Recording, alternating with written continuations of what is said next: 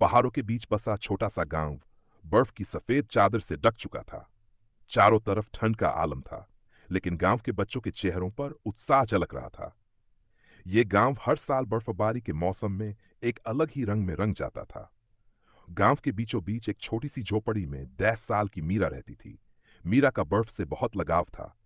जब भी बर्फबारी होती, वह खिड़की से झांक कर घंटों तक गिरती हुई बर्फ के छोटे छोटे फाहों को देखती। उसे ऐसा लगता जैसे आसमान से किसी परी ने धरती पर खुशियां बिखेर दी हों। उस दिन सुबह से ही बर्फबारी हो रही थी। पूरा गांव ठंड में सिकुड़ा हुआ था, लेकिन मीरा के मन में एक अलग ही उमंग थी। उसने अपने छोटे भाई रोहन को बुलाया और कहा, चलो बाहर चलते हैं, आज हम बर्फ के आदमी बनाएंगे। रोहन थोड़ा झिझका, लेकिन माँ ने कहा था कि ठंड में ज्यादा बाहर मत जाना।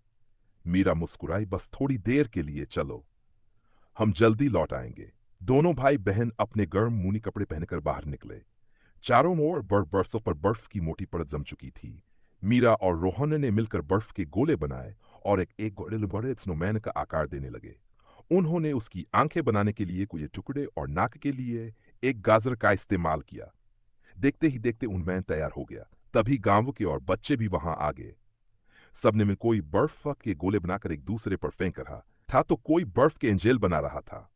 ठंड के बावजूद बच्चों की हंसी और मस्ती ने पूरे माहौल को गर्मजोशी से भर दिया।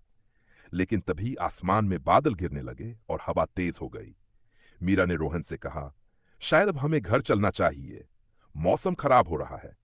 रोहन ने सहमति में सिर हिलाया और दोनों घर की ओर चल पड़े। घर पहुंचकर मीरा और रोहन ने मां को स्नोमैन की कहानी सुनाई। मां मुस्कुराई और बोली, ठीक है, लेकिन अगली बार बिना मेरी इजाजत बाहर मत जाना, ठंड में बीमार पड़ सकते हो। उस रात मीरा अपनी खिड़की के पास बैठी, जहां से वह अपने स्नोमैन को देख सकती थी।